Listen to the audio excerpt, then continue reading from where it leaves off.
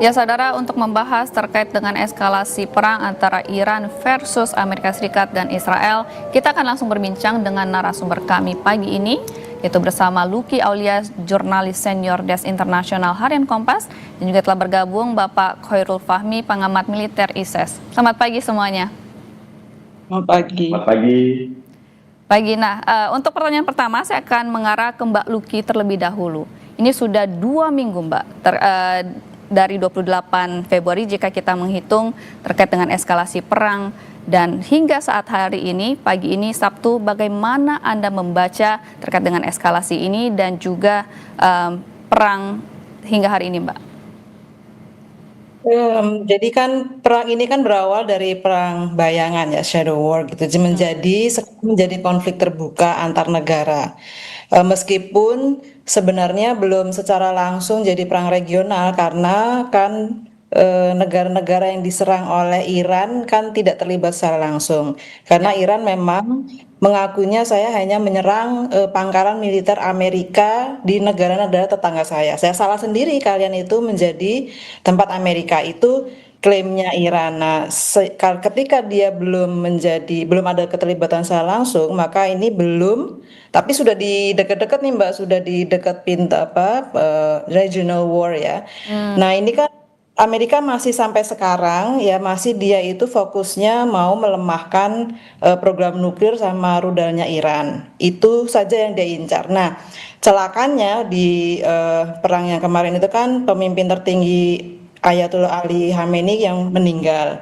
Nah, dia itu kan tidak memperkirakan bahwa anaknya yang akan jadi, karena kan waktu itu memang Ali Khamenei itu tidak mau pemerintahan Iran itu yang di zaman sekarang setelah mereka menggulingkan dinasti Pahlavi itu ya, mereka tidak mau pakai dinasti lagi. Nah, tetapi kondisi perang seperti sekarang ini kan semua serba darurat gitu. Nah, Ya. satu-satunya kandidat yang bisa menggantikan dengan cepat itu Mujtaba ini, karena dia memang yang selama ini ada di belakangnya IRGC ya, apa namanya, Garda Revolusi Iran, sehingga cepat dia bisa ngasih kendali ke tentaranya. Nah, sehingga ini menjadi Iran juga bergerak cepat, Amerika juga bergerak cepat. Nah, semakin ke sini sebenarnya yang kita lihat Amerika makin kedodoran, sementara Iran makin jelas.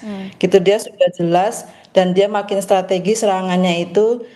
Kalau kemarin dia pokoknya semua pangkalan militer aja gitu. Nah, sekarang kan dia lebih ke bagian apa yang menjadi titik lemahnya Amerika tuh pengolahan data misalnya, maka dia mengincar itu yang dihabisin sama dia, itu sih Mbak sampai sekarang itu ya. Jadi Amerika dan Israel tentu saja itu fokusnya masih menghancurkan, pokoknya gimana caranya Iran itu lemah secara kemampuan rudal dan nuklirnya, cuman masalahnya sama sekarang nggak lemah-lemah juga tuh Mbak. Berarti Mbak Luki, Anda melihatnya berarti ini sudah bukan konflik terbatas lagi nih ya, tapi sudah menuju ke perang regional. Ya, belum ada di pintu, Mbak. Masih ada di pintu. Selama negara-negara tetangganya Iran itu tidak menyerang Iran, kan belum ada yang menyerang Iran secara langsung nih. Nah, itu masih kita sebutnya dia konflik yang terbatas masih di situ. Tapi begitu nanti kesel lama-lama, mungkin kita nggak tahu juga ya secara psikologis kalau orang diserang terus apakah dia akan membalas atau enggak. Nah, tetapi ini urusan, pertanyaannya menjadi lain lagi ya. Kalau mereka menyerang Iran, tapi itu ceritanya kemudian menjadi lebih lebih parah lagi, menjadi sudah itu regional gitu. Karena semuanya ikut jadi menjadi lebih besar. Nah, sekarang aja sebenarnya kenapa saya bilang tuh pintunya sudah di regional, kan sudah ada kelompok pro Iran yang ikut kan, yang ikut meramaikan gitu. Jadi ada di Lebanon udah bergerak, di Iran udah di Irak sudah bergerak. Nah, kalau itu semua bergerak bersamaan, nah itu menjadi perang regional gitu Mbak. Dan ini juga mungkin terkait dengan perubahan peta geopolitik di Timur Tengah itu sendiri, Mbak. Setelah serangan yang menewaskan pemimpin tertinggi Iran, yaitu Ali Khamenei, yang juga digantikan oleh putranya sendiri gitu ya, Mujtaba Khamenei. Bagaimana Anda melihat pergerakan di sana setelah dengan adanya pergantian kepemimpinan? Ini tuh kalau ini tuh perlu bagi banyak pengamat dan kami melihatnya juga di Kompas itu, ini perubahannya tuh sangat besar, Mbak. Jadi Oke. ini tuh bukan titik balik terbesar Iran sejak revolusi Iran 1979. Nah, perubahannya tuh terjadi di tiga level ya, ada keseimbangan karena kita melihatnya karena ada keseimbangan kekuatan regional, ada struktur kekuasaan di Iran, terus ada dinamika aliansi di Timur Tengah. Nah, hilangnya Ali Khamenei, mendiang Khamenei itu tuh menjadi penentu arah strategis Iran gitu, mulai dari program nuklirnya, jaringan milisi regionalnya, sama hubungannya dengan Barat. Nah, kalau Khamenei, kalau kita melihatnya, kita tidak ada yang tahu Mojtaba itu sebenarnya dulunya tuh siapa gitu. Baru Ya. sekarang aja dia muncul bahwa oh, ternyata dia itu di balik pergerakannya Garda itu ternyata si Mojtaba ini gitu. Nah, selama ini kita melihat dia ada di belakang ayahnya aja. Nah, ternyata orang ini itu jauh lebih eh saya tidak mau bilang kejam ya, tapi dia lebih tegas daripada ayahnya. Nah, secara psikologis kami itu di Kompas melihatnya ada pemimpin tertinggi Iran yang dalam secara psikologis dia ini dalam kondisi terluka ya Mbak misalnya. Karena dia kehilangan ayahnya, Ya, ibunya, betul. istrinya, anaknya dan hampir keluarga. Nah, Amerika, Mr. Trump ini menghadapi pemimpin Iran yang seperti itu sekarang. Hmm. Kondisi sangat terluka dan dia sendiri kan bilang, ya pokoknya kita akan terus menyerang Amerika dan kita punya kemampuannya sampai 6 bulan bahkan. Amerika saja belum bisa memperkirakan sampai kapan, tapi Iran sudah Udah bisa deklarasi bilang 6 kita. bulan gitu ya. Ya, dia sudah bilang kita bisa sanggup melawan Amerika sampai 6 bulan. Hmm. Nah, ini kan dan dia sudah ya kita tutup saja Selat Hormuz. Dia bahkan tidak menghitung apakah itu akan merugikan negara-negara yang lain, tapi pokoknya itu. Nah, ketegasan inilah yang membuat ini menjadi Iran sekarang menjadi negara yang kita khawatirkan tuh semakin keras. Baik, Gitu. saya akan beralih ke Pak Khairul. Pak, kalau jika kita melihat nih dari kemampuan militer sendiri, bagaimana Anda melihat perbandingan kekuatan Iran dengan gabungan antara Israel dan Amerika Serikat?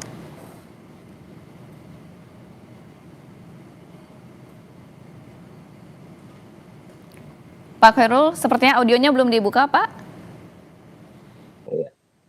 Oke, Ya, kalau silakan. menurut saya sih kita tidak bisa sekedar melihat statistik kekuatan ya, angka-angka itu tidak berarti apa-apa tanpa strategi ya. Dia bersifat statis, dia akan sangat dinamis ketika digandengkan dengan strategi. Nah, kita harus melihat bagaimana sebenarnya strategi Iran ya, yang kemudian bisa dibilang saat ini mendisrupsi hitungan konvensional. Iran itu punya doktrin mosaik dan resiliensi, ya. Jadi Iran memang sejak awal itu merancang komando militernya, terutama IRGC itu, ya, secara desentralistik, ya. Ibarat kalau kita bilang ini mosaik gitu ya. Kalau satu kepingan, misalnya katakanlah satu pucuk pimpinan atau komandan elit gitu ya, dihancurkan oleh Israel atau Amerika gitu ya, atau mengalami serangan dekapitasi gitu ya. Kepingan lain ya di level daerah ini masih bisa tetap beroperasi secara mandiri. Nah, kepingan-kepingan semacam ini ada 31 daerah ya di Iran itu, dan ini tentu membuat militer Iran jadi sangat sulit ya dilumpuhkan melalui serangan-serangan kilat seperti serangan dekapitasi tadi ya. Kemudian ada juga strategi surrogate warfare ya, perang pengganti dan poros perlawanan. Iran ya selama ini juga menutupi kelemahan alutsista konvensionalnya ya, karena di embargo sekian lama. Mereka menutupi itu dengan menggeser medan tempur juga menjadi lebih luas keluar dari batas negaranya, melalui poros perlawanan ada Hizbullah, Houthi, milisi Syiah, Irak, Suriah dan sebagainya.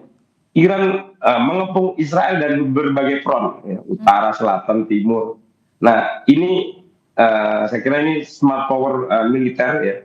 Bahkan artinya mereka bisa menyerang ya seperti tadi sudah disampaikan Mbak Vicky juga soal shadow war ya, perang bayangan. Mereka bisa menyerang tanpa harus ada kehadiran langsung dari Teheran, kan gitu. Hmm. Nah, ya, dan kemudian yang ketiga ada asimetri biaya Hmm. melalui drone dan rudal. Ya. Drone kamikaze seri Shahid, kemudian rudal balistik, rudal yang dimiliki dan diproduksi oleh Iran ini, itu murah dan diproduksi massal gitu. Ya. Strategi Iran itu membuat Israel dengan Amerika kelihatan kan sekarang kehabisan, ya bisa kehabisan rudal pencegat ya, interceptor yang harganya justru jutaan dolar per peluncuran ini.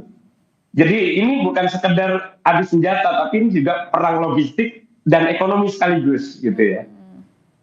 Kemudian strategi lainnya adalah restorasi daya tangkal, deterrence. Aksi militer Iran sekarang ini saya kira merupakan bentuk eskalasi yang sangat terkalibrasi gitu ya. Tujuannya jelas bukan memicu perang dunia ketiga atau bukan memperluas perang menjadi perang regional gitu ya, tapi mengembalikan deterrence yang ya katakanlah yang koyak gitu ya, kemudian memaksa Amerika untuk menekan Israel supaya mau berkompromi lagi. Nah, itu anunya. Jadi perangnya masih katakanlah nanti perang beberapa waktu ini akan bisa mereda, tapi bukan berarti konfliknya berakhir gitu ya. Ya akan kembali ke posisi awal lagi gitu ya. Ya kompromi maksudnya mungkin di situ ya negosiasi lagi sampai kemudian tensi meningkat, ada serangan-serangan lagi selama beberapa waktu. Ya akan terus begitu sampai kemudian memang betul-betul terjadi posisi yang tidak setara. Atau ada tekanan lain yang membuat Amerika berinisiatif misalnya untuk menghentikan perang secara penuh atau bagaimana, itu kan tapi belum ya. Nah sementara kalau kita lihat peta kekuatan dan doktrin Israel itu sebenarnya kalau menurut saya sih superioritas kualitatif yang rentan sebenarnya ya. Secara teknologi ya Israel harus diakui memang hegemon ya. Tapi secara geografi, kemudian juga secara demografi, mereka sangat rentan terhadap perang atrisi atau perang jangka panjang yang menguras sumber daya. Ya. Kalau kita lihat kualitatif military aids ya, dan pertahanan berlapis, gitu ya. Tulang punggung Israel itu superioritas kualitatif mutlak di udara. Ya. Ada skadron F-35. Kemudian sistem pertahanan udara 3 lapis, Iron Dome, David Sling, Arrow. Tapi sekuat apapun ya, Kubah ini, kalau dihujani ribuan proyektil, saturasi serangan gitu ya, dari berbagai front, multi front ya sistem komputasinya juga bisa jebol gitu. Ya. Kemudian ada doktrin Mabam. Ya. Israel itu menganut prinsip preemptif ya, menyerang sebelum diserang. Mereka tidak pernah berhenti melakukan operasi spionase, ya, sabotase fasilitas nuklir misalnya, kemudian pembunuhan target-target spesifik, gitu ya, misalnya petinggi-petinggi militer dari lawannya. Ya ini memang taktik ofensif konstan ya untuk mencegah Iran mengkonsolidasikan kekuatan di perbatasan Israel, gitu ya. Tapi ini kan juga sudah terbaca gitu ya. Kemudian berikutnya ada yang disebut sebagai dahya doktrin atau hukuman tidak proporsional. Kalau merasa eksistensinya terancam, doktrin tempur Israel itu biasanya ya memberikan respon yang destruktif secara tidak proporsional gitu ya, untuk menghancurkan infrastruktur sipil maupun militer musuh, nggak peduli dia, ya, untuk terutama mengirim pesan psikologis yang brutal, ya, artinya menghadirkan trauma secara langsung gitu ya. Kemudian, nah, di mana dalam hal ini peran dan strategi Amerika, ya, saya kira posisi Washington sebenarnya sekarang ini menghindari terseret ke dalam perang darat gitu ya. Fokus mereka tetap ya pada manajemen eskalasi. Amerika memadukan kekuatan kapal induk di Laut Merah, di Mediterania, kemudian intelijen presisi, kemudian koalisi sekutu untuk menciptakan efek gentar ya. Nah, kapal perusahaan Aegis misalnya itu milik Amerika ya, berfungsi sebagai tameng udara gitu ya untuk yang ekstra gitu ya bagi Israel sebelum proyek Iran mencapai wilayah udara Israel. Ya kira-kira seperti itulah ya. Artinya Amerika tentu akan berusaha mempersenjatai atau membentengi sekutu-sekutunya di kawasan ya, terutama Israel, dan lalu supaya bisa melawan Iran secara mandiri ya tanpa mereka harus ikut-ikutan menjejakkan kaki di tanah gitu. Ya, menarik sekali pandangan Anda Pak Khairul. Nah, ini juga yang akan saya tanyakan ke Mbak Luki. Dari pandangan Harian Kompas sendiri, Mbak, melihat tadi dari pemaparan Pak Khairul terkait dengan strategi dan juga ini sedikit ada kejutan gitu ya dari Iran yang juga menutupi kemampuan alutsistanya ini yang juga membuat Amerika dan Israel agak kelimpungan sepertinya, Mbak.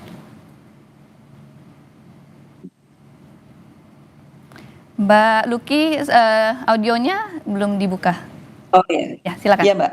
Jadi makin kelihatan sebenarnya Amerika itu Israel itu tidak bisa memang tanpa Amerika. Seperti Pak Hairul tadi bilang persis gitu. Nah, Israel itu memang sangat tergantung ke Amerika ya.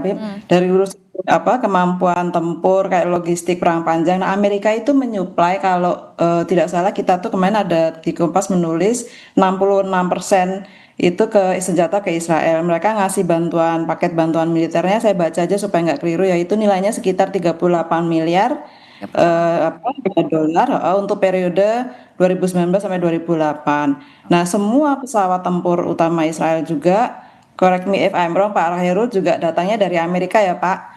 Nah, bahkan Amerika sekarang itu tuh barusan aja kemarin itu menyetujui pengiriman puluhan ribu bom dan amunisi untuk Israel. Karena ternyata kebutuhannya tuh sangat besar gitu. Mereka kan di awal-awal ketika Iran membalas kan sebenarnya Iran tuh tidak memakai yang terbaik gitu lah kira-kira. Yang dilempar-lempar itu kan yang murah-murah ya Pak, yang rudal dan nirawak yang harganya tuh murah-murah gitu. Nah, dia tidak menyangka kemudian sebenarnya Iran tuh punya simpanan yang lebih canggih dari ini. Kita belum tahu aja nih, dia mengeluarkannya kayak bertahap-bertahap gitu Mbak. Ini keluar dulu, oh itu begitu dia kehabisan Amerika tuh kehabisan rudal, nanti dia baru keluarkan yang besar itu. Nah ini yang kita khawatirkan. Begitu dia keluarkan yang besar tuh kayak apa? Nggak ada yang tahu tuh Mbak. Tidak pernah ada yang tahu sampai sejauh mana perkembangan rudal dan nuklirnya Iran, juga tidak pernah ada tahu apa teknologinya, semua kan kekhawatiran. Nah ini sudah kita itu bahayanya buat negara lain ya, sudah kita itu tidak tahu Iran tuh senjatanya kayak apa. Amerika punya presiden yang ngomong pagi kedelai sore tempe gitu, jadi apa yang dia katakan tuh setiap hari kita tuh menunggu dia ngomong apa ya, hari ini ngomong apa ya gitu. Nah, sulit untuk mengukur kemampuan Amerika, apa respon dia ke Iran kalau presidennya seperti itu. Semua orang dibikin tunggang langgang untuk memperkirakan apa, karena kan harga ini seperti ini ya, kayak Selat Hormuz apa segala macam yang kemudian hubungannya ke harga berakibat ke harga minyak. Nah, harga minyak naik turun itu juga kita tuh ternyata tergantung apa kata Trump gitu. Ketika dia bilang, oke, kita akan menyerang Iran, terus semuanya melonjak harganya. Ketika dia bilang, oke, bentar lagi perang sudah selesai ya, kita akan damai, turun lagi nilainya. Nah, jadi kita menghadapi ini kenapa kita tuh khawatir kalau ini menjadi perang regional, kita menghadapi dua negara yang sama-sama tidak tahu kemana arahnya dan akan seperti apa. Itu sih Mbak yang menjadi khawatiran kita semua. Karena kan masing-masing walaupun Amerika sekutunya memang tidak banyak membantu, tetapi ada Iran yang ada di belakangnya, ada Rusia dan Cina. Mereka belum masuk memang, tetapi kita khawatir kalau mereka akan masuk akan makin besar lagi perangnya. Gitu untuk sementara itu Mbak. Baik, Pak Khairul, saya ingin bertanya terkait dengan pertanyaan tadi yang saya sampaikan, ini terkait dengan strategi ekonominya dari Iran. Ini kan memblokade Selat Hormuz gitu Pak ya. Nah kalau kita melihat dari logika awam nih Pak, Kenapa sulit sekali bagi Amerika dan Israel untuk mengambil alih Selat Hormuz ini, Pak?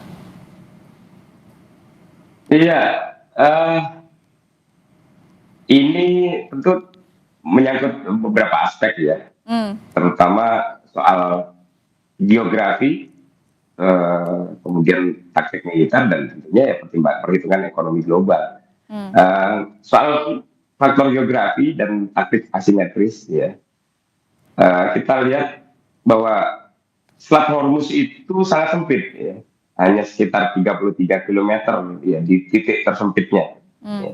Kemudian jalur navigasi aman untuk kapal tanker raksasa itu hanya selebar 3 kilometer. hmm, Ya. Eh, Kalau Amerika katakanlah mengirim kapal induk atau armada besar ke dalam selat yang sempit itu, ya kapal-kapal Amerika yang besar-besar itu ya justru akan bisa jadi sitting duck, gitu ya, akan jadi sasaran empuk lah gitu kira-kira. hmm, Iran itu menguasai seluruh garis pantai utara ya dari Selat Hormuz itu. hmm, Konturnya juga bergunung-gunung. Mereka menyembunyikan, ya ada ribuan rudal anti kapal, ada ranjau laut ya. Walaupun tidak ada bukti bahwa mereka sudah apa namanya menanam itu di perairan Selat Hormuz gitu ya. hmm, Eh, Kemudian ada ratusan speedboat bersenjata gitu ya. Ini taktik swarm atau kawanan gitu. Nah, militer Amerika kan tidak bisa sekedar menjaga air gitu ya. Mereka juga ya tentunya tetap harus menghancurkan seluruh garis pantai Iran Selatan tadi ya. Yang artinya itu invasi darat besar-besaran. Ya. Jadi ini nggak gampang gitu ya untuk dilakukan. Sementara tadi Amerika jelas menghindari apa namanya saat ini masih menghindari ya, hmm. kemungkinan perang darat gitu. Kedua, ini soal hukum internasional ya, teritori berdaulat. Selat Hormuz itu bukan perairan internasional penuhnya. Jalur pelayaran di situ itu melewati perairan teritorial Iran juga Oman. Ya, jadi secara hukum internasional Amerika jelas tidak bisa begitu saja ambil alih wilayah kedaulatan negara lain ya tanpa resolusi Dewan Keamanan PBB atau deklarasi perang terbuka berskala penuh, all out war gitu ya. Kalau Amerika nekat ya itu invasi ilegal yang pastinya akan dilawan oleh seluruh dunia termasuk sekutu Eropanya kan gitu. Kemudian yang ketiga bunuh diri ekonomi gitu nih. Jadi tujuan Amerika di sana kan memastikan kelancaran minyak ya. Karena sekitar 20% pasokan minyak dunia itu lewat sana. Nah, paradoksnya kalau Amerika justru mencoba mengambil alih selat itu dengan kekuatan militer, ya perang pasti pecah di selat itu. Kemudian begitu ada tembakan pertama, perusahaan asuransi maritim global bisa langsung mencabut asuransi dari apa namanya semua kapal tanker yang melintas gitu ya. Akibatnya ya pelayaran berhenti total ketika gitu ya. Ya harga minyak mentah justru bisa melambung ya sampai ya tidak sampai batas yang tidak bisa kita apa namanya perkirakan gitu ya. Karena ekonomi global kemudian ya termasuk ekonomi Amerika sendiri kalau seperti itu ya akan langsung hancur. Jadi kira-kira kalkulasinya ya sangat sulit lah gitu ya, bagi Amerika untuk mengambil alih atau bagi sekutu internasional. Makanya mereka masih opsinya kan sangat moderat, apa namanya melakukan pengawalan sendiri atau membiarkan sekutu internasionalnya yang melakukan pengawalan. Yaitu yang mereka pertimbangkan, gitu ya. Bukan mengambil alih karena sangat kompleks. Gitu. Ya tentu banyak kalkulasi di sana Pak ya. Nah kalau kita ke Mbak Luki nih untuk pandangan dari Harian Kompas terkait dengan ini juga hitung-hitungan gitu ya. Ini perang sudah 2 pekan gitu antara Iran, Israel dan juga Amerika Serikat. Anda melihatnya sebetulnya kalau sejak awal kan Trump menyebut bahwa perang ini melawan Iran diambil untuk menjaga perdamaian dunia seperti itu. Apakah Anda melihatnya apa saja sebetulnya faktor yang membuat Amerika Serikat ini akhirnya menyerang Iran terlebih dahulu, Mbak? Sebenarnya tuh dari awal kita sudah dari awal dia sudah state dengan jelas bahwa dia mau melumpuhkan kemampuan Iran untuk berperang misalnya lewat rudal dan nuklir ya. Lalu yang kedua kan ya tentu kita semua tahu lah awalnya tadinya dia mau mencitrakan diri sebagai hero untuk Ya. menyelamatkan rakyat Iran dari rezim Khamenei yang keras dan lain-lain, karena kan dia memang kemarin ada aksi protes itu yang kemudian banyak yang meninggal. Nah, seperti biasa datang seperti cowboy yang mau menyelamatkan rakyat Iran.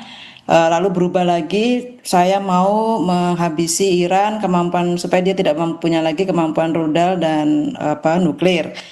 Nah, berubah lagi, bertambah lagi dia mau mengubah rezim. Nah, itu semua kan belum terjadi, Mbak. Itu semua kan jadi semakin jauh. Jadi yang dia lakukan sekarang adalah tidak bisa merubah rezim, sudah berubah, ternyata malah yang dipilih lebih keras.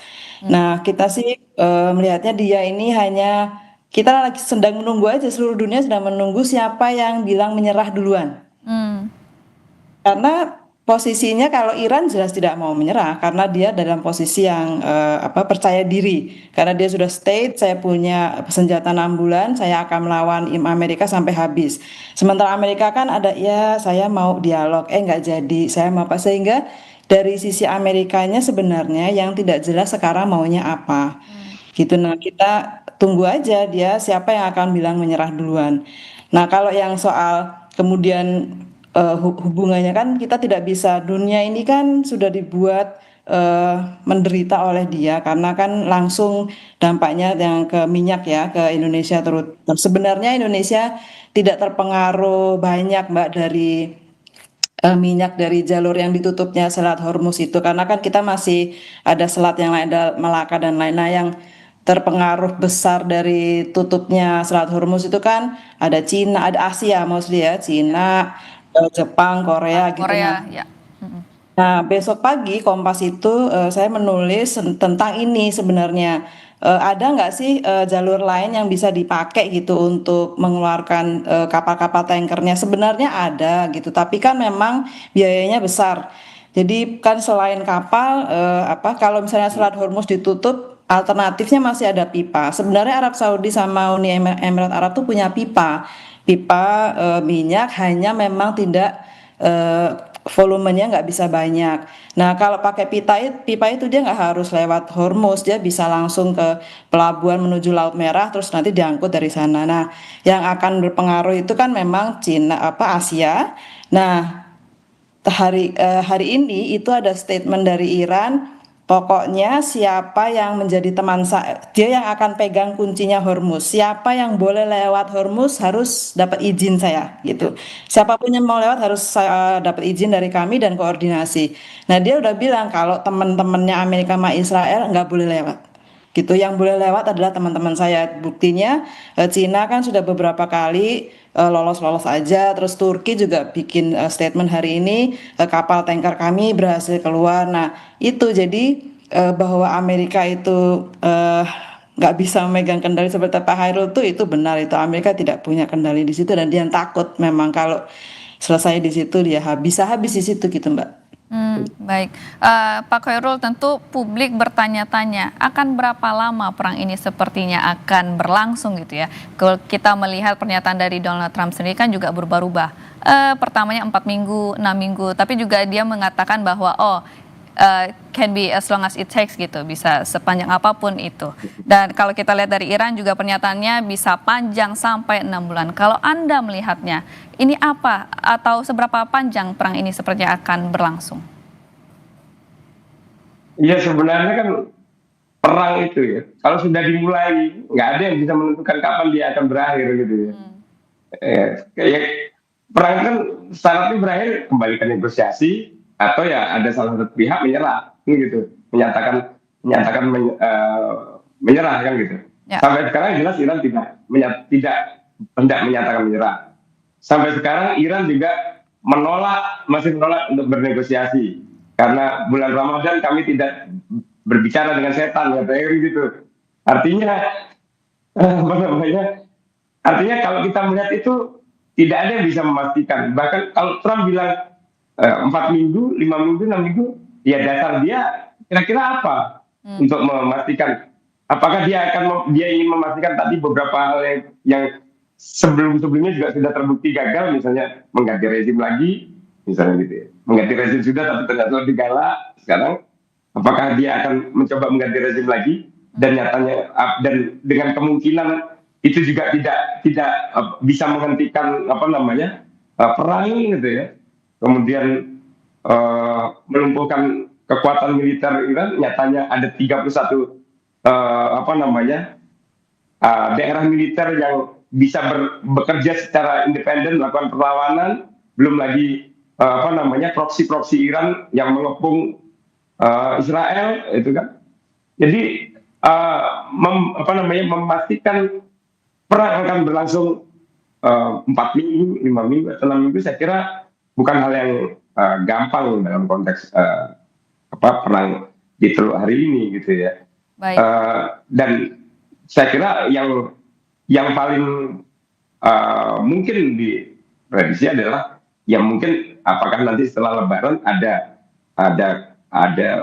pihak yang bisa mendorong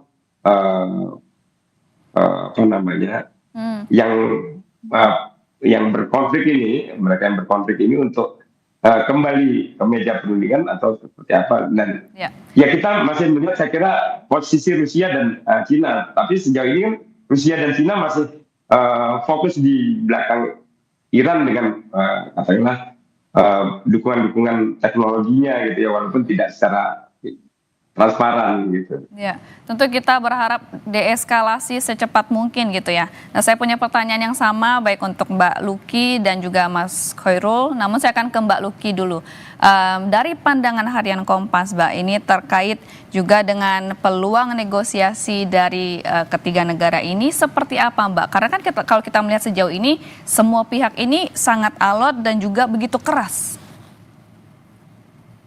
Ya, kami tuh selalu berharap di sini PBB ya sebenarnya yang bisa membantu untuk proses. Ya memang kan ada negara-negara yang jadi mediator seperti kemarin kan Oman, terus Qatar juga biasanya secara tradisi dia yang bertugas untuk ngajak omong-omongan gitu. Nah, tetapi semua masih terbuka sebenarnya. Mereka negara-negara mediator maupun PBB masih tetap mengupayakan upaya diplomasi, tapi kan kalau kedua pihak, kalau Amerika sih sudah mau, memang saya sudah ada sinyalir dari Trump itu sampai kemarin ya kita mau berdialog sama Iran lah gitu, tapi Irannya yang nggak mau gitu.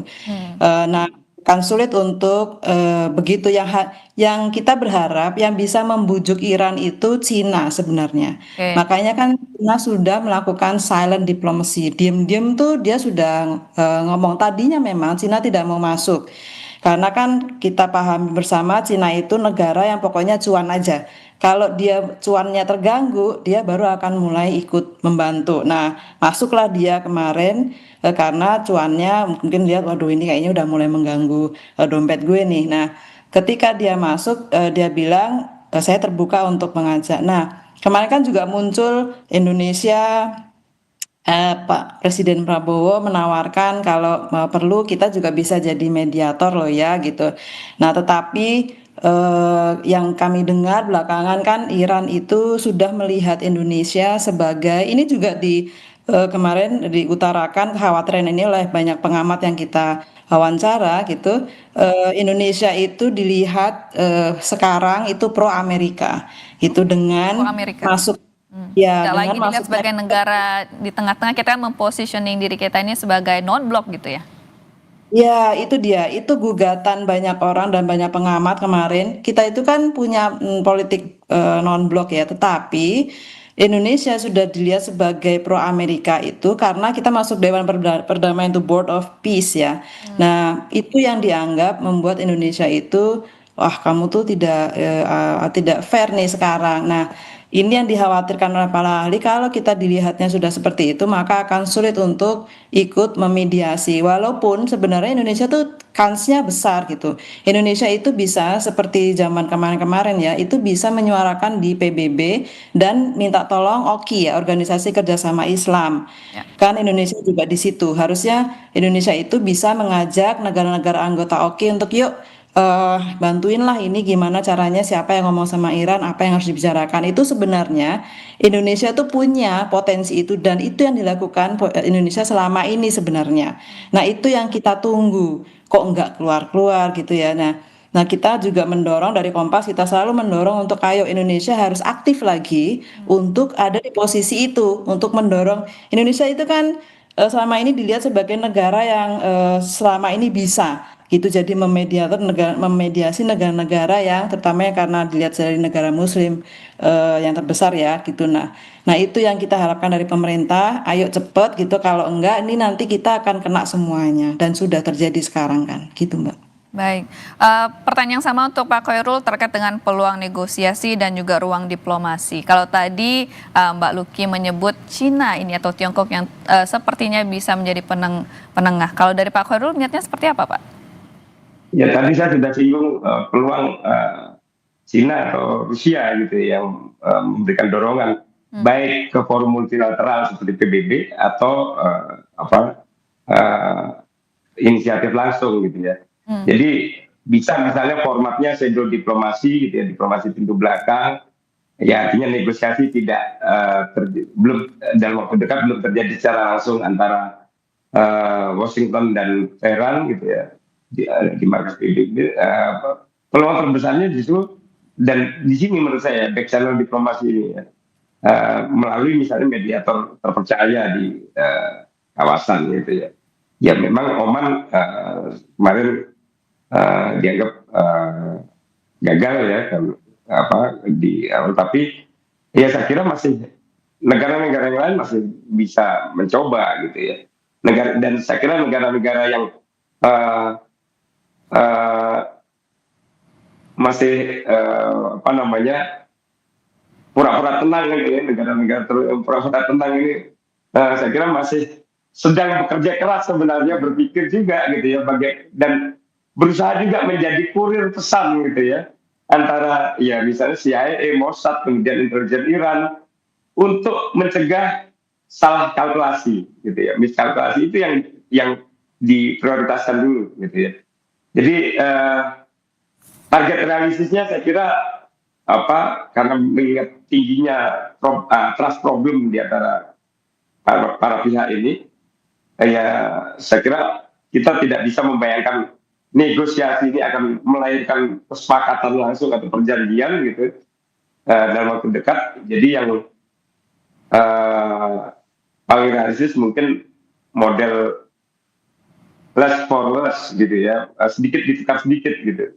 Artinya bentuknya misalnya Iran sepakat untuk tahan milisinya gitu ya supaya tidak menyerang target vital, kemudian mungkin ya katakanlah bikin komitmen batasi pengayaan uranium gitu ya.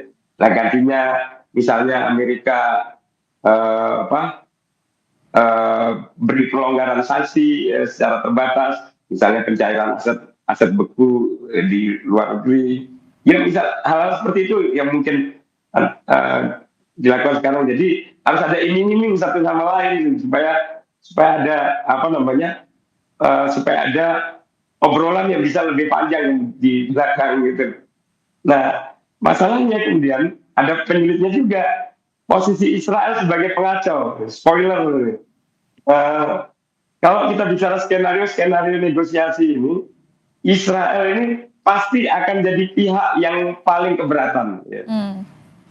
Karena Afif itu kan selalu memandang negosiasi apapun yang memberi pelonggaran ekonomi, memberikan pelonggaran sanksi gitu ya bagi Iran, itu ancaman eksistensial bagi mereka gitu ya. Ya karena itu Israel selalu berpotensi jadi spoiler, ya misalnya melakukan serangan kejutan atau presisi ke target strategis Iran ketika Amerika dan Iran sudah mulai menemukan titik temu gitu ya. Artinya tujuannya jelas supaya negosiasinya menjadi berantakan lagi gitu. Jadi ya kalau kita bicara peluang negosiasi, ya saya kira yang dicari sekarang ini bukan ya perdamaian Timur Tengah yang ideal gitu ya, tapi manajemen krisis gitu. Artinya baik Washington dan Teheran ini sama-sama butuh exit strategi supaya tidak terseret ke jurang perang yang lebih terbuka, lebih menguras biaya, menelan korban, dan akhirnya di dalam negerinya juga jadi ditekan sampai babak belur gitu ya. Dan kuncinya saya kira ada di negara-negara teluk yang tadi, yang pura-pura tenang tadi ya, yang bekerja di bawah radar, mencoba menukar pelonggaran sanksi ekonomi dengan penurunan agresivitas Iran dan proksi-proksinya. Gitu. Tapi ya tadi musuh terbesarnya bukan Teheran, tapi justru potensi sabotase dari Tel Aviv yang menolak kompromi. Baik.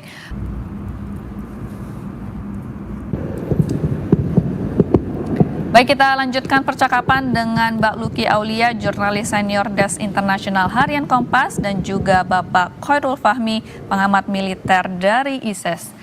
Nah, saya melanjutkan lagi pertanyaan yang tadi sebelum break. Kalau kita melihat dari politik dalam negeri ketiga negara ini, apakah ini juga bisa menjadi faktor yang menentukan seberapa panjang perang ini akan berlangsung? Saya akan ke Mbak Luki dulu, silakan. Oh iya Mbak, iya itu bisa jadi. Jadi kan ini masing-masing dalam negerinya juga baik Iran maupun Amerika itu kan juga terpecah ya. Kalau dari sisi Trump, sekarang makin banyak yang bahkan dari Partai Republik dia sendiri yang mulai nggak setuju sama yang dilakukan Trump di Iran gitu. Apalagi mereka ini kan mau pemilu nanti. Bahaya sekali kalau dia melanjutkan ini, maka dia akan kehilangan banyak suara, bahkan suara di Republik sendiri. Nah, sehingga kami sih berharapnya kalau dengan pertimbangan itu siapa tahu Amerika yang akan menyerah duluan gitu ya. Artinya dia akan bilang oke, dia akan turunkan tensinya lalu mau berunding. Nah, tetapi kan masih ada orang-orang Republik yang lebih kuat gitu. Nah, di pembisiknya apa namanya? Pembisiknya Trump ini yang masih kuat, kita lanjutkan saja gitu. Nah, kalau dari sementara di rakyat Amerikanya sendiri kan dari berbagai jajak pendapat yang dilakukan selama seminggu kemarin itu kan sudah menunjukkan bahwa rakyat Amerika banyak yang udah nggak setuju karena mereka tidak mau lagi melewati masa seperti perang Vietnam, terus Irak, Afghanistan yang ternyata juga nggak kemana-mana gitu, tidak ada hasilnya juga gitu. Nah, sehingga itu membuat dukungan publik untuk Trump itu makin turun, makin turun, makin turun. Nah, sementara dari sisi Iran sendiri, sebenarnya dari awal kita tuh ketika Amerika masuk, kan mereka masuk dengan alasan mau membantu rakyat Iran untuk reformasi. Semula kita berharap ini akan berhasil. Oh, jangan-jangan bisa berhasil ya. Ternyata gagal. Ternyata nggak berhasil juga. Nah, ternyata di dalam Iran sendiri kan memang tidak kompak juga gitu. Mereka juga terpecah-pecah bahkan ketika para ulama dan tokoh politik itu memilih yang ada di dalam majelis ahli namanya yang memilih Mojtaba Khamenei itu juga terpecah gitu ya. Banyak yang nggak setuju juga dia yang jadi karena dia belum tingkat keulamaannya belum pasrah untuk disebut ayatullah gitu. Nah, tidak seperti ayahnya lalu dia belum punya pengalaman, belum teruji, nah segala macam itu. Nah, tapi ternyata keputusannya terpilih dia masih banyak yang nggak suka juga Mbak. Jadi karena dia orang yang terlalu keras. Nah, sementara kita kemudian berharap ada suara-suara yang menyuarakan yang ingin reformasi itu sekarang nggak ada. Jadi kita menunggu kenapa tidak ada ya suara-suara yang kemarin itu kemana? Suara-suara menginginkan reformasi, perubahan itu tidak ada. Nah, sehingga kita curiganya jangan-jangan sekarang rakyat Iran itu tiba-tiba terpaksa bersatu seperti tadi Pak Khairul ucapkan itu, jangan-jangan mereka pura-pura bersatu karena punya satu musuh bersama Amerika dan Israel. Nah ini yang ini yang mungkin akan menentukan kapan perang ini akan berakhir. Tapi kita memperkirakan, kita berharap itu dari sisi Amerika dulu karena memang dia punya tantangan di pemilu. Mungkin itu yang akan menjadi penentu Trump untuk bisa berpikir jernih, sudah selesai dulu atau kita tunda dulu atau apa. Itu sih Mbak. Menarik sekali Mbak Luki. Jadi Anda melihat ini bisa jadi Trump karena takut kehilangan basis suaranya yang kita juga tahu MAGA yang sebetulnya menggaungkan America First gitu ya. Dan apakah ini bisa dilihat sebagai menghambur-hamburkan uang taxpayer untuk kebutuhan internasional seperti itu? Iya, dan kan ini kan sebenarnya rakyat Amerikanya juga kesel sama presidennya ini ya, karena kan dia sejak awal kampanye sudah bilang bahwa saya tidak akan seperti presiden yang kemarin. Saya akan jadi presiden yang menghentikan perang. Ya. Karena America First dan lain segala macam itu ya. Nah, tetapi kan tidak. Dia baru 1 tahun aja sudah ketujuh konflik ya, ketujuh ikut masuk ketujuh konflik di dunia ini dan dia yang mulai semua. Nah, sehingga lama-lama mereka loh kok kita malah lebih banyak ngurusin negara lain ya, dan kita kemarin kepercayaan diri Trump ini kan sesungguhnya diawali karena Venezuela itu Mbak. Venezuela bisa ini begini caranya. Oke, kita pakai di Iran dengan cara yang sama. Ternyata gagal karena memang beda karakter dua negara ini. Nah, jadi Trump itu sebenarnya kami tidak tahu di Kompas itu mengapa Trump itu tidak bisa melihat fakta bahwa dia itu dukungan untuknya turun sementara dia membutuhkan itu untuk mempertahankan posisinya sebagai presiden. Nah, ini yang kita harapkan akan bisa membuat dia berpikir Anda itu masih terus mau jadi presiden atau tidak. Nah, ini Mbak kalau dari tulisan-tulisan dari Kompas sama ini yang kita suarakan terus. Baik, Pak Khairul, tadi juga disebutkan bahwa suara dari publik Iran sendiri ini agak sunyi gitu ya. Apakah Anda juga melihat ada pecah suara antara kelompok yang moderat, garis keras, dan juga pro-monarki, Pak? Iya, publik domestik Iran itu kan memang sedang menghadapi tekanan ekonomi yang luar biasa berat ya akibat sanksi yang berkepanjangan, inflasi tinggi, ketidakpuasan sosial juga. Ya seperti protes-protes yang kemarin yang tiba-tiba juga hilang kan. Jadi, nah selama ini saya kira rezim Teheran juga memang ya menggunakan ketegangan yang terjadi dengan Israel, dengan Amerika ini untuk terus mengonsolidasikan kekuatan dan kekuasaan. Ya, dengan ya tadi ya menunjukkan keberanian menyerang proksi-proksi Amerika, kemudian Israel, gitu ya. Ya pemerintah Iran juga yang jelas ya berusaha membangkitkan kebanggaan, nasionalisme, kemudian membungkam suara-suara oposisi lah kata di dalam negeri, ya dengan dalih yang sangat jelas ya bahwa keamanan nasional sedang terancam, jangan macam-macam gitu kan. Artinya selain ya kalau tadi sempat disinggung soal sebelumnya sempat ada unjuk rasa besar yang terjadi. Nah justru ketika ini kemudian tiba-tiba hilang, ya pertanyaan kita kemudian setidaknya ada dua ya. Apakah demo-demo besar kemarin itu memang benar-benar organik atau tidak? Kemudian kalau misalnya itu organik, ya ketika sekarang tiba-tiba diam, apakah ini ya karena mereka ya katakanlah mengalami tekanan, katakanlah pembungkaman atau bahkan penghilangan gitu ya, itu kan ya saya kira mungkin saja dalam situasi seperti sekarang ini gitu. Karena tentu rezim Tehran juga pasti membutuhkan soliditas, kohesi gitu ya yang cukup untuk bisa terus lantang menyuarakan narasi-narasi perlawanan keluar gitu. Jangan sampai ada distorsi di dalam negeri, ada suara sumbang di dalam negeri. Itu yang saya kira kita lihat. Dan saya kira soal Amerika ini juga menarik ya.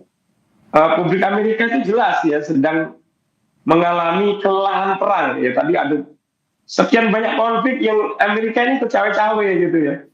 Ya jelas mereka nggak mau ya uang pajak, kalau bahasa ini uang pajak mereka ini ya justru habis untuk biaya perang di Timur Tengah, perang di berbagai kawasan gitu ya. Eh, dan nggak jadi apa-apa, bahkan dipakai kemudian untuk mengirim tentara Amerika pulang dalam kantong mayat kan gitu. Itu mereka jelas nggak mau gitu ya. Artinya di dalam negeri ya jelas pemerintahan Amerika ini terjebak dalam polarisasi. Di satu sisi mereka ditekan oleh lobby pro Israel ya, dan politisi hawkish yang suka perang gitu ya, untuk menghancurkan Iran. Di sisi lain ya jelas ada tekanan yang sangat besar dari kelompok progresif dan publik gitu ya, yang anti perang, yang marah terkait dengan krisis kemanusiaan di Gaza. Eskalasi yang tidak terkendali ya saya kira akan jadi mimpi buruk ya bagi stabilitas politik domestik di Amerika menjelang tahun pemilu. Dan saya sepakat dengan Mbak Lucy, ini jadi peluang yang sangat besar untuk kita bisa berharap bahwa tekanan menghentikan perang itu justru berasal dari dalam negeri Amerika. Dan sebenarnya ya Iran juga membayangkan yang sama gitu ya, makanya dia terus berupaya membangun melakukan operasi kognitifnya itu untuk dengan menarget gitu ya, dengan menarget publik Amerika supaya ikut menekan pemerintahnya gitu. Kalau tadi kita sudah membahas publik Iran dan juga Amerika Serikat, bagaimana dengan publik dari Israel? Kalau kita tahu kan sebetulnya di Israel juga sedang berkonflik dengan Palestina gitu ya. Nah, publik Israel sendiri bagaimana dukungannya terhadap Netanyahu? Silakan Mbak Luki atau Pak Khairul yang mau menjawab. Oke, mungkin dulu ya. Ya sebenarnya publik Israel itu sama ya dengan publik Iran, publik Amerika gitu ya. Amerika yang cuma mungkin nonton dari kejauhan aja publiknya gitu ya. Itu aja capek gitu ya. Apalagi yang setiap hari dengar suara ledakan, dengar mulai suara fatik Pak ya. Gitu. Iya, ini sudah bukan lagi sekedar lelah, mereka sudah pakai banget gitu ya. Artinya saya kira mereka terbelah, mereka lelah, dan kita tahu persis bahwa sebelum eskalasi kemarin memuncak, sebelum pecah konflik terbuka, ada gelombang protes juga besar-besaran yang menuntut Netanyahu turun gitu kan. Ya termasuk karena kegagalan intelijen, pembebasan sandera yang dianggap berjalan lambat gitu. Nah saya kira bagi kelompok sayap kanan dan Netanyahu sendiri, ancaman dari Iran itu sebenarnya political lifeline gitu ya, seperti penyelamat gitu ya. Kalau di ilmu politik ya ini memicu rally round the flag effect gitu ya. Publik yang tadinya marah bisa ya terpaksa bersatu mendukung pemerintah karena ada ancaman eksistensial dari luar.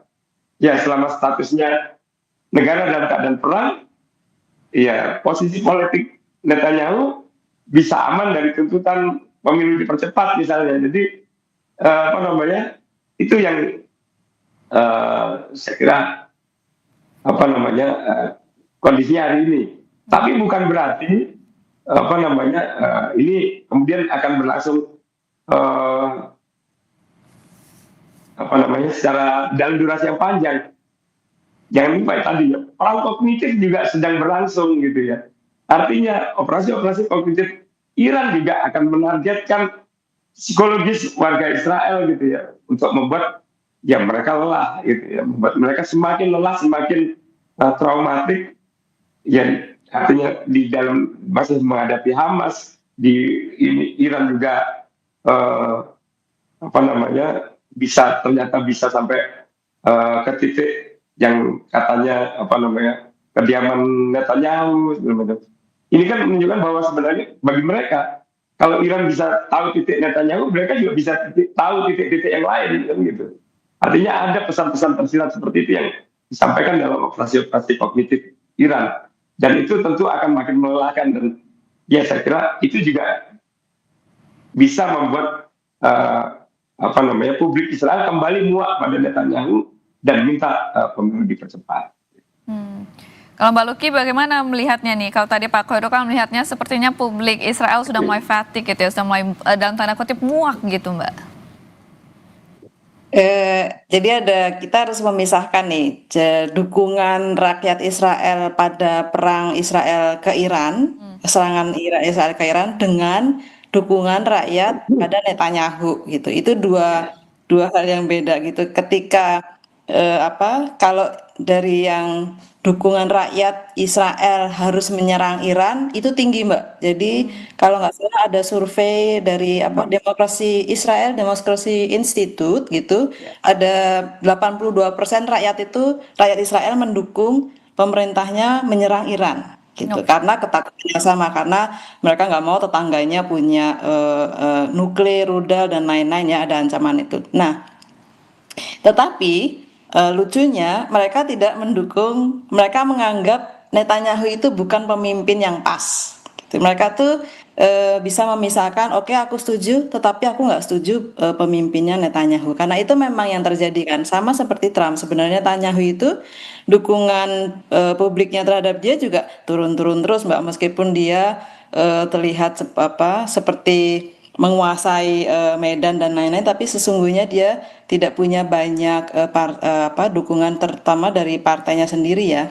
Nah, itu jadi rakyat Israelnya setuju menyerang, tetapi mereka nggak yakin bahwa Netanyahu itu pemimpin yang tepat. Itu secara umum yang kita lihat dan yang terjadi sekarang di Israel.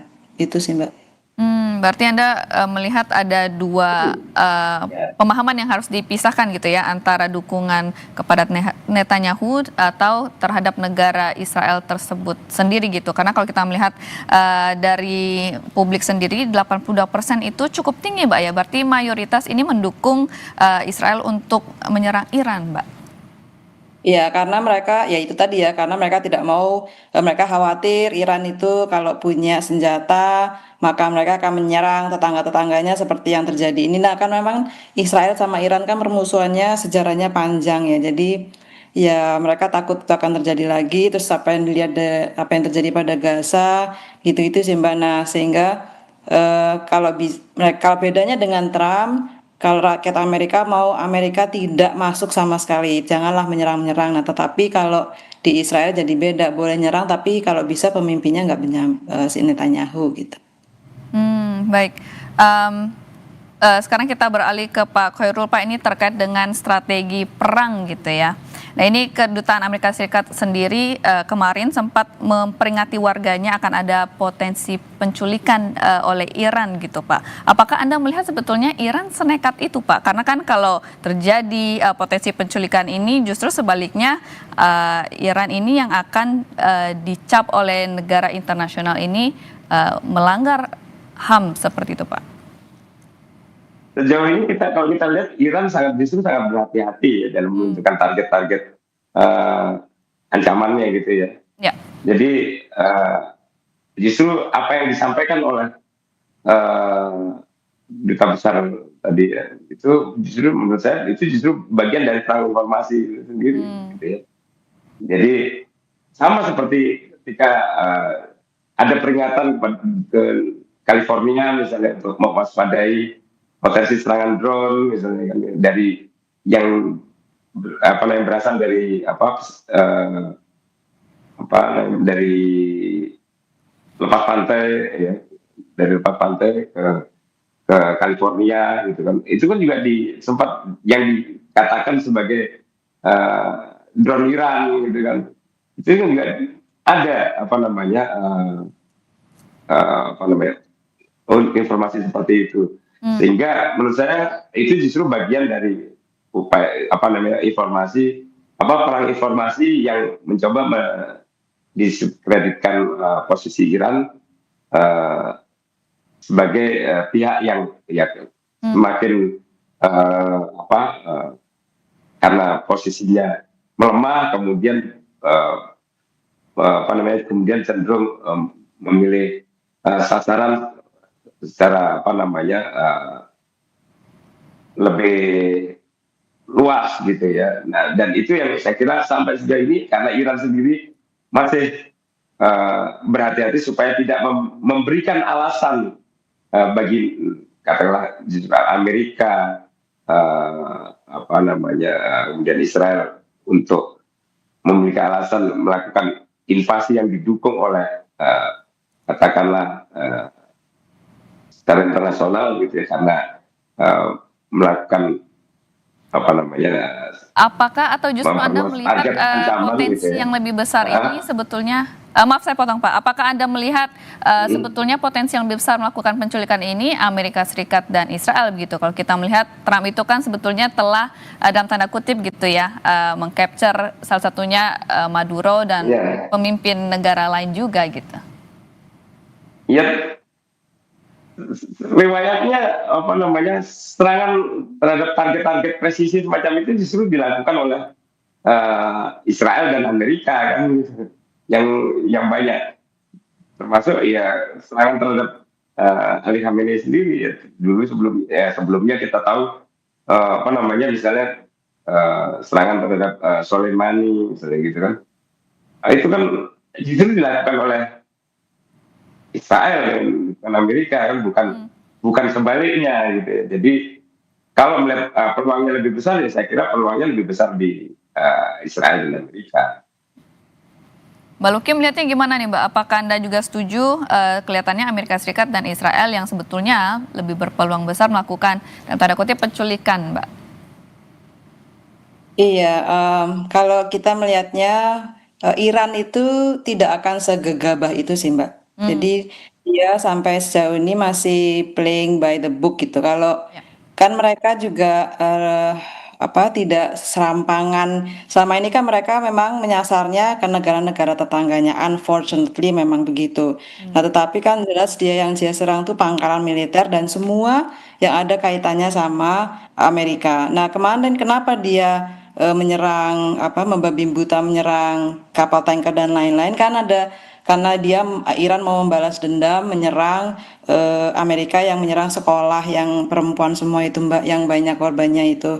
Nah, semua yang dia lakukan sebenarnya sifatnya kayak membalas gitu. Amerika menyerang bank di Teheran, lalu dia kembali menyerang balik lagi. Yang dia serang adalah kekuatan digitalnya Amerika misalnya. Dia mau menyerang teknologi di balik Amerika misalnya. Amerika itu kan mengandalkan mengolah data untuk menyusun strategi perannya di Iran kan dia butuh olahan data yang banyak. Nah, itu yang sekarang akan disasar sama Iran. Dia mematikan akses informasi yang dari Iran untuk diolah jadi strategi. Nah, kita melihatnya itu cukup cerdas ya untuk apa? Dia tidak serampangan artinya. Nah, dia pertama memutus akses informasi untuk mengolah data, lalu dia tetap akan menutup Selat Hormuz yang jelas dia tahu akan menekan dunia. Dia juga tadi seperti Pak Hairul bilang, dia melakukan itu untuk membuat semua orang tertekan. Kalau semua orang tertekan, kan dia berharap oke, dari semua yang tertekan siapa yang akan ngomong sama Trump? Pasti kan dia berharap semua orang akan sudahlah Trump, hentikan ini kita semua menderita. Kamu sudahi sajalah perangmu ini gini. Nah, itu yang diharapkan oleh Iran. Ya itu yang kemudian ditunjukkan juga sekarang oleh Cina karena semua sudah menderita. Oke, nanti aku aja yang bicara gitu. Nah, Rusia juga kemarin akhirnya telepon, tapi memang kan semuanya ada kepentingan masing-masing ya. Rusia kan dengan dilepasnya sanksi ya tentu dengan kondisi kayak gini ya dia yang sebenarnya paling diuntungkan ya minyaknya akan keluar gitu. Nah, kita sehingga kalau menjawab apakah penculikan itu dilakukan siapa atau mungkinkah dilakukan Amerika atau Israel ya kita tidak tahu juga Mbak. Ini kan dalam kondisi perang seperti ini semua pihak bisa bermain. Ya. Kita tidak tahu apakah karena kan kemarin ada yang bilang oh ada kapal tanker yang ditembak oleh Iran atau Amerika gitu terus semua membantah bukan kami gitu. Nah, sehingga kita tidak tahu siapa lagi yang bermain. Kan pasti Spekulasi dan saling klaim juga Mbak ya? iya, sudah banyak klaim, sudah kondisinya seperti ini, akan banyak tangan bermain yang kita nggak tahu siapa. Yang lebih parah lagi, sekarang kan ada misinformasi, disinformasi banyak sekali di luar itu di media sosial, di mana itu semuanya AI gitu. Jadi ada banyak rekaman video yang kita kira beneran ternyata itu AI sehingga semua media terutama di barat seperti New York Times, Washington Post, semua kantor berita kan harus memverifikasi video tentu saja seperti Kompas TV juga kan sudah memverifikasi video-video ini benar apa enggak atau Ya. AI. Nah, ini yang membuat kita kalau sudah seperti ini tuh semua bisa bermain Mbak Dadi kita nggak tahu siapa yang akan menculik siapa gitu. Yang jelas sampai sekarang Iran masih playing by the book. Dia menekan semua orang supaya semua orang akhirnya ngomong sama Trump itu sih. Baik, kita tahan dulu Mbak Luki, pengamat militer dari ISES. Nah, kalau tadi kita melihat pemerintah, yaitu Menko Perekonomian Pak Herlangga Hartarto, sudah memberi ancang-ancang gitu ya, Mas dan Pak dan Mbak. Apakah Anda melihatnya sebetulnya Indonesia harus sudah mulai mengencangkan ikat pinggang? Karena kalau kita lihat di Asia Tenggara sendiri seperti Filipina, Thailand itu kan juga sudah melakukan suatu perencanaan gitu ya. Saya ke Mbak Luki dulu, apa yang harusnya dilakukan pemerintah sekarang, Mbak? Terutama kita melihat minggu depan kita akan sudah Lebaran nih. Perangnya mungkin belum berhenti, tapi Lebaran sudah pasti. Iya, Kompas kami di Des Internasional sudah menulis itu di hari Jumat di hari ini ya, di kemarin. Itu di kolom sudut pandang. Jadi kita bertanya ke 3 pengamat, apa sih yang akan terjadi pada kita dan apa yang harus dilakukan. Nah, salah satu dosen yang kita kontak itu namanya Pak Dion Maulana Prasetya, dia dari Universitas Muhammadiyah Malang. Nah, menurut dia yang harus diwaspadai itu kan dampak ikutan perang ini, mulai dari pasok energinya, melemahnya ekonomi global, sama stabilitas politik dalam negeri. Nah, persoalan mendesaknya sekarang itu kesiapan pemerintah kita untuk ngadapin dampak ekonomi. Kayak tadi Mbak bilang, ini mau lebaran, sementara kita tadi takut-takutin, bensin tinggal 20 hari, paniklah orang.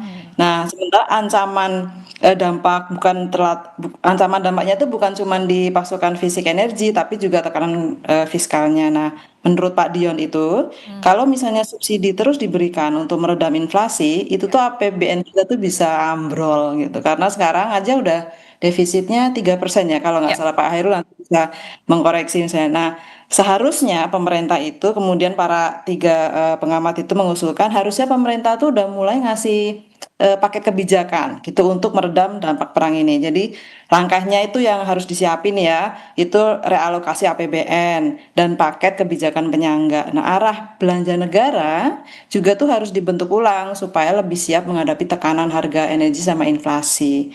Nah, pemerintah tuh harusnya sadar nih sekarang itu masa-masa yang nggak normal gitu. Jadi kebijakannya tuh juga nggak bisa kaku. Dia harus lentur ngikutin masa-masa krisis gitu. Nggak bisa kebijakan tuh business as usual gitu. Sehingga ketika masa krisis ya harus cepat gitu. Kita harus lebih lentur untuk memutuskan apa yang harus dilakukan dalam waktu cepat. Nah, kalau yang bantuan langsung tunai itu juga harus itu bisa disiapkan untuk meredam dampak kenaikan harga BBM ini Mbak gitu. Ya. Nah, realokasi anggaran ini kan harusnya diarahkan ke sektor yang benar-benar menggerakkan ekonomi bawah ya. Karena dampaknya sih memang belum kerasa nih sekarang belum kerasa banget gitu tapi justru nanti setelah Lebaran itu yang akan lebih berasa gitu. Makanya harusnya pemerintah segera mereka bertiga bilang harus cepet ini antisipasinya apa gitu. Itu sih Mbak. Baik, kalau kita lihat sekarang kan APBN kita ya sekarang juga cukup ketat, Mbak ya. Bahkan beberapa pengamat juga meminta mungkin harus ada program yang di shifting gitu. Apakah Anda juga melihatnya harusnya seperti itu, Mbak, untuk apa ya, mengalokasikan lagi budget kita untuk sesuatu yang seperti Mbak katakan tadi ini out of the ordinary gitu. Ya, itu mungkin yang ahli ekonomi dalam negeri yang bisa paham isu ini secara, mungkin Pak Hairul juga bisa membantu menjelaskan ini ya, tetapi ini semua kebijakannya memang harus cepat dan mereka bertiga saya kembali ke yang pengamat yang kita gunakan itu ya itu tadi ya usulannya harus kalau perlu sekali harus disiapkan BLT lagi gitu. Nah, tetapi kan nggak bisa hanya berhenti itu saja ya. Nah, itu sih Mbak. Pak Khairul, Anda melihatnya apakah setuju BLT dan cukupkah BLT atau harus ada strategi lainnya nih Pak? Kalau nggak salah kan itu kalau kita simak apa namanya sidang kabinet tadi kemarin itu kan ada perbincangan soal itu ya, soal mengkaji opsi-opsi yang mungkin mendekati apa yang dilakukan pada waktu skenario pada waktu pandemi ya, termasuk juga menyiapkan misalnya Perpu kan itu disampaikan menyiapkan Ya. skema kompensasi BBM, skema bantuan gitu ya, termasuk seperti BLT dan sebagainya. Ya mirip-mirip dengan pandemi itu yang sedang dikaji. Jadi saya kira apa namanya pemerintah juga dalam hal ini tidak tidak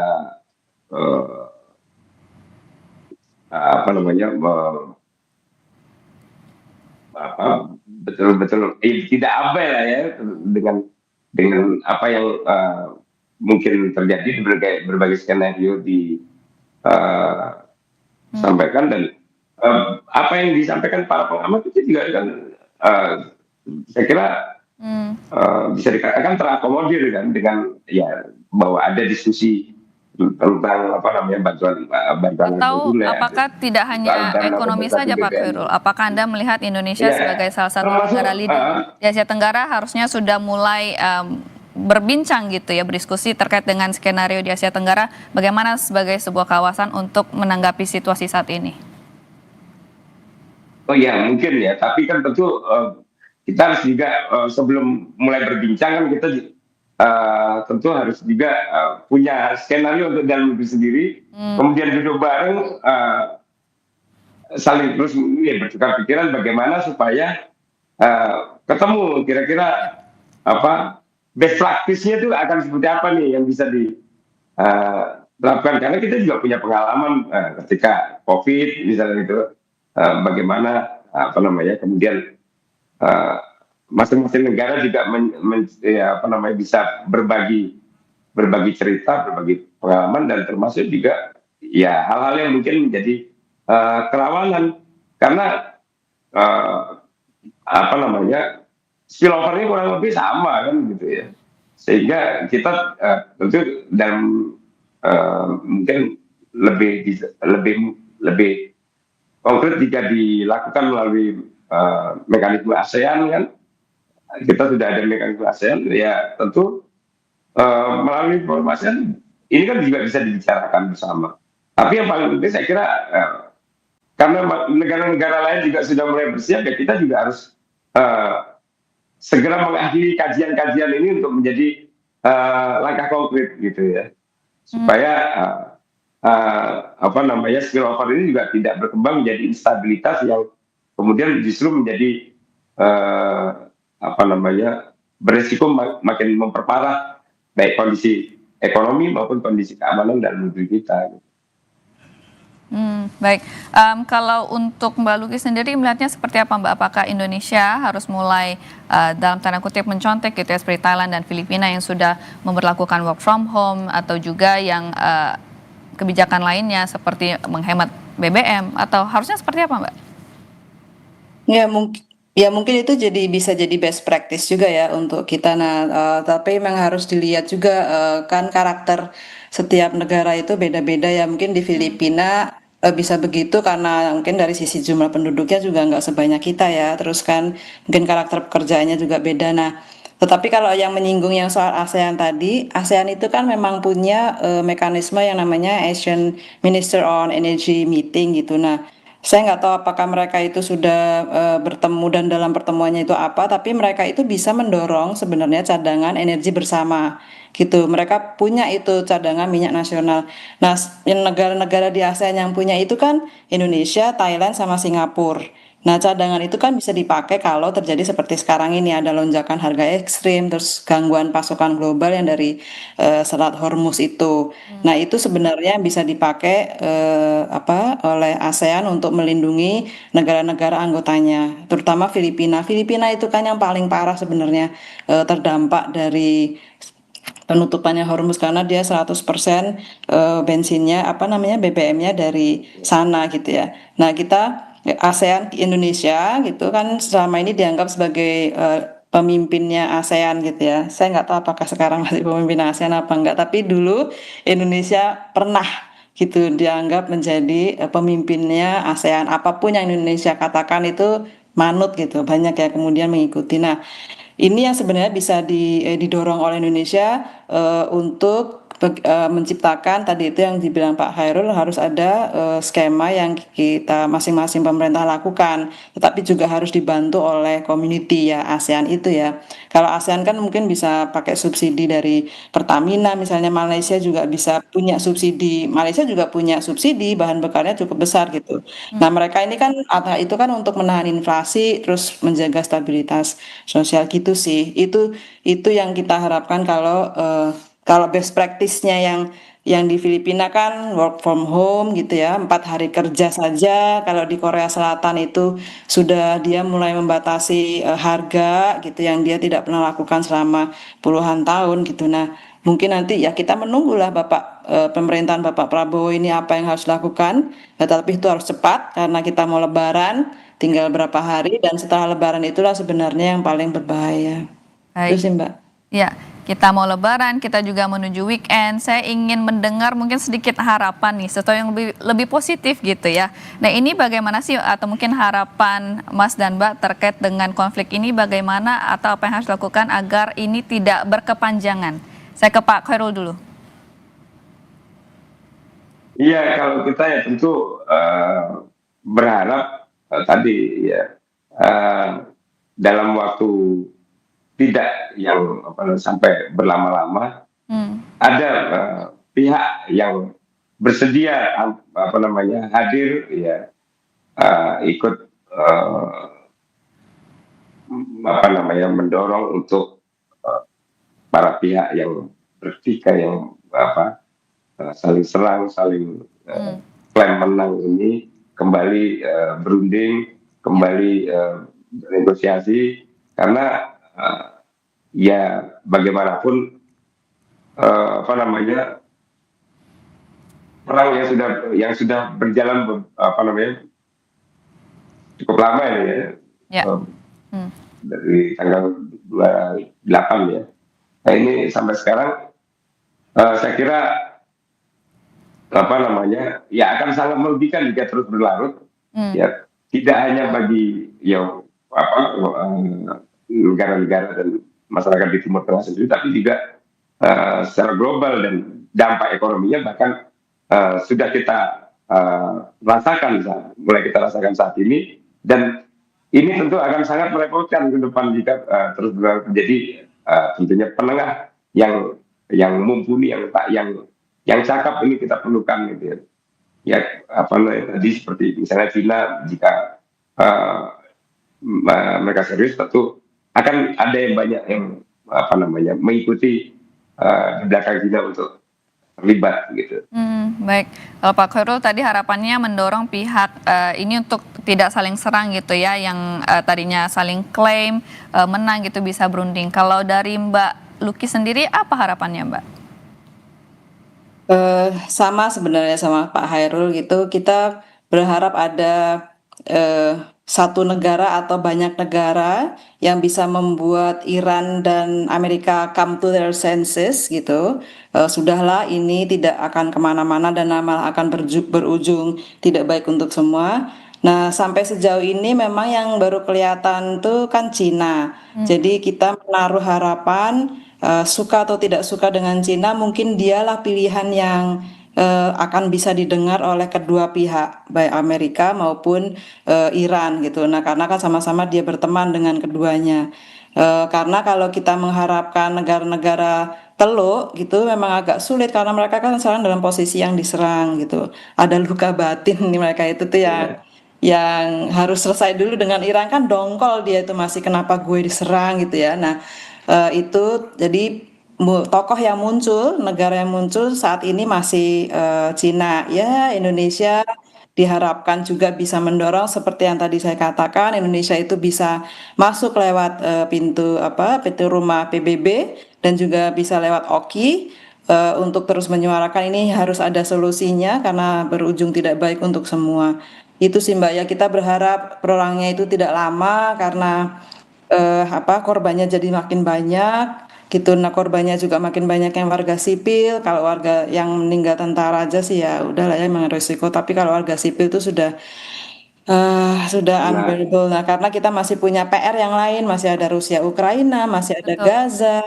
Ya. Jangan lagi ditambah lagi konflik-konflik yang lainnya. Nah, semoga besok pagi Bapak Trump bangun tidur dengan visi yang positif. Sudah sepertinya sekarang sudah selesai gitu. Nah, sehingga semuanya bisa kembali lagi normal gitu, Mbak.